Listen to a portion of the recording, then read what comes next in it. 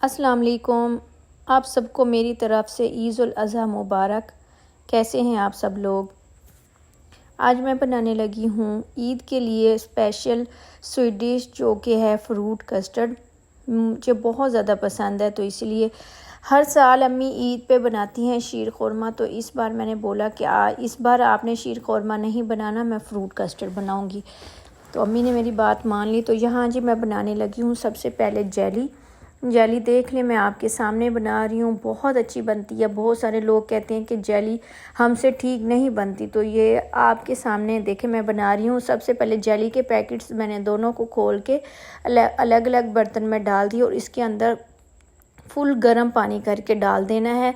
अंदाज़ा आपने ख़ुद रखना है। जेली के पैकेट बड़े थे तो इसलिए आप देख लें मैंने इतना इसके अंदर ज़्यादा पानी नहीं डालना। ज़्यादा डालेंगे तो आपकी जेली ठीक नहीं जमेगी, और अगर कम पानी डालेंगे तो जेली बहुत अच्छी और बहुत सख्त जमेगी, बिल्कुल भी नहीं टूटेगी और सॉफ्ट वाली भी नहीं बनेगी। तो पानी डालने के बाद आपने अच्छे से इसको मिक्स कर लेना है। जो इसका मटेरियल है वो नीचे बैठ जाता है। आपने अच्छी तरह से इसको मिक्स करते रहना है। तब तक मिक्स करना है जब तक जेली अच्छे से अंदर घुल नहीं जाती। जैसे ही जेली घुल जाए फिर इसको आपने इधर ही काउंटर पे रख देना ठंडे होने के लिए। तो जैसे ही हमारी जेली ठंडी हो जाएगी फिर हम उठाकर इसको थोड़ी देर के लिए फ्रीज़र में रखेंगे ताकि अच्छे से ये जम जाए और ठंडी हो जाए। ज़्यादा देर नहीं रखेंगे। पहले इसको इधर बाहर किचन में रख के ठंडा कर लेना है आपने। तो उसके बाद मैंने दूध को उबालने के लिए रख दिया था। तो दूध उबलते उबलते काफ़ी टाइम हो चुका है। तो अब इसमें मैंने डाल दी सबसे पहले 3 अदर इलायचियाँ खोल के डाल दी हैं मैंने। आग पे पाउडर है तो आप इलायची पाउडर भी डाल सकते हैं। तो अब मैं इसके अंदर डाल दूँगी चीनी। आपकी अपनी मर्ज़ी है, चीनी चाहे कस्टर्ड डालने के बाद डालें या दूध उबलते हुए कस्टर्ड डालने से पहले, दोनों तरीक़ों से आप चीनी डाल सकते हैं। तो मैं अभी पहले चीनी डाल दूँगी ताकि अच्छे से चीनी भी दूध के साथ पक जाए। अंदाज़े से डाल रही हूँ मैं अपने, क्योंकि फ्रूट कस्टर्ड के अंदर चीनी थोड़ा ज़्यादा डलती है, इसलिए कि ठंडा होने के बाद कस्टर्ड तो चीनी थोड़ी कम हो जाती है। तो आपने थोड़ी सी ज़्यादा रखनी है, तो ठंडा होने के बाद वो थोड़ी कम हो जाती है। तो अच्छे से चीनी डालने के बाद दूध को फिर से मैंने पका लेना और चीनी को अच्छे से मेल्ट कर लेना। उसके बाद मैंने प्लेन दूध लिया, वो भी बॉयल है लेकिन ठंडा है, फ्रिज वाला है। तो उसके अंदर मैं 5 से 6 चम्मच डाल दूँगी कस्टर्ड पाउडर के। मैं यहाँ यूज़ कर रही हूँ कस्टर्ड का जो फ्लेवर है वो मैंगो है, तो इसीलिए मैंगो का सीज़न भी है तो मैंगो भी हम डालेंगे कस्टर्ड के अंदर। तो मैंगो का जो ना फ्लेवर होता है वो बहुत अच्छा लगता है कस्टर्ड में। तो यहाँ जी मैं जो कस्टर्ड पाउडर है उसको मैं घोल लूँगी अच्छे से दूध के अंदर। 5-6 चम्मच डाल दूँगी। आपने अंदाज़ा डालना, ये दूध हमारा तकरीबन होगा 3 से 4 किलो दूध होगा जिसका मैं कस्टर्ड बना रही हूँ। तो अच्छी तरह इसके अंदर मैं पाउडर को मिक्स करके घोल लूँगी और इसका एक घोल सा बना के रख दूँगी। और आहिस्ता आहिस्ता करके हमने इस घोल को दूध के अंदर डालते जाना है और चम्मच हिलाते जाना है ताकि हमारी जो कस्टर्ड की अंदर गुठलियाँ वो ना बने। तो किस किस को फ्रूट कस्टर्ड पसंद है और मुझे आप लोग बताएं कि ईद पे आप लोगों के घर स्वीट डिश कौन कौन सी बनती है। हमारे घर तो हर बार शीर खुरमा बनता है। तो इस बार काफ़ी सालों के बाद मैंने ये फ्रूट कस्टर्ड बनाया, तो इसलिए बहुत मज़े का लगा था सबको। तो यहाँ जी हमारा जो कस्टर्ड का पाउडर है वो घुल चुका था। यहाँ देखें स्पैचुला नहीं है, ये बीटर की हेल्प से हम इसको अच्छे से बीट करते जाएंगे और पकाते जाएंगे ताकि गुठलियाँ नहीं बने कस्टर्ड की। तो यहाँ जी देखें थिकनेस आप लोग देख सकते हैं। इसको ना तो बहुत ज़्यादा पतला रखना है ना बहुत ज़्यादा गाढ़ा रखना है, क्योंकि गाढ़ा रखेंगे तो वो जमने के बाद ठंडा होने के बाद और ज़्यादा गाढ़ा हो जाएगा। तो ये देखें थिकनेस इसकी। तो इसको अब थोड़ा सा और मज़ीद पका लेंगे और चीनी भी हम चेक कर लेंगे कि चीनी हमारी बराबर है। तो फिर थोड़ी देर कस्टर्ड को पकाना है आपने ताकि इसका जो कच्चापन है वो अच्छे से ख़त्म हो जाए। मैं इसको पकाऊंगी अच्छी से। उसके बाद मैं इसको ठंडा होने के लिए एक बर्तन के अंदर पानी लूँगी और उसको ठंडा होने के लिए रख दूँगी। और ठंडा आपने कैसे करना है, इसके अंदर मुसलसल चम्मच हिलाते रहना है। इसके ऊपर मलाई की जो लेयर है ना वो नहीं आनी चाहिए। तो फिर ये जमने के बाद कस्टर्ड, एक तो हम इसके अंदर चम्मच नहीं हिलाएंगे तो इसके अंदर जो मलाई है वो जम जाएगी, तह सी बन जाएगी, और दूसरा हमारा कस्टर्ड भी गाढ़ा हो जाएगा। अगर इस तरह से हम चम्मच हिलाते रहेंगे तो कस्टर्ड गाढ़ा नहीं होगा, ऐसे पतला सा रनी सा रहेगा। तो यहाँ देखें आप, बिल्कुल भी गाढ़ा नहीं है।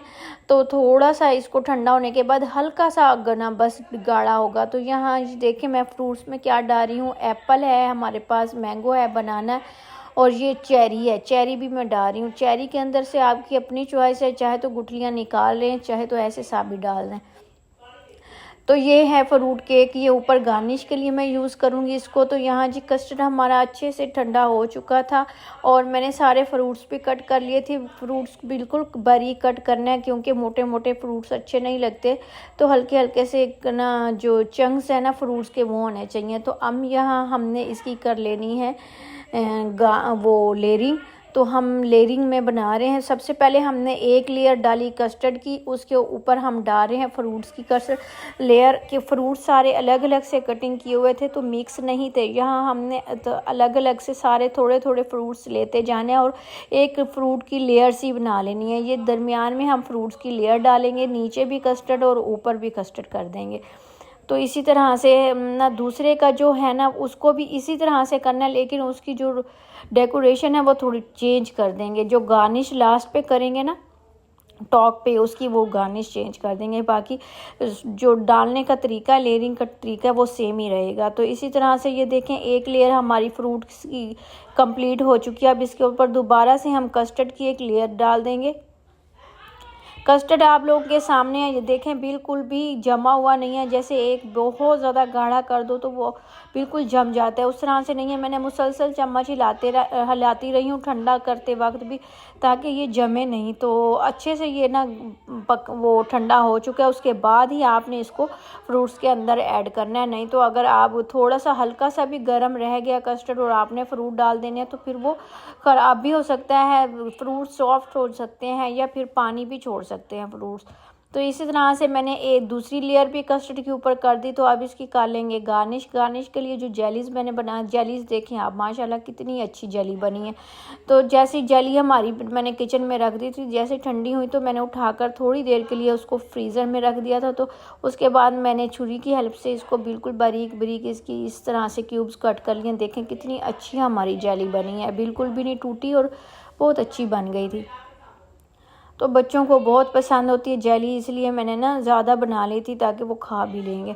तो अब ये गार्निश कर रहे हैं। लास्ट पर हम इसकी फ्रूट्स की साइड्स पे बस डाल देंगे। और ना मैंने बादाम को भी क्रश करके रखा हुआ, वो भी गार्निश में हम यूज़ करेंगे। यकीन माने इतना को ये मज़े का बनता है, बच्चों को भी बहुत पसंद आएगा ये कस्टर्ड फ्रूट्स वाला, और अच्छा भी लगता है खाने में भी। अगर कोई घर में, ज़ाहिर हम ईद पे मेहमान भी आते हैं तो ये ना मेहमानों के आगे ये स्वीट डिश रखें तो देखने में भी बहुत अच्छी लग रही होती है। तो फिर इसके बाद ना लास्ट पे मैं इसमें डाल दूँगी ना बादाम की गार्निश कर दूँगी।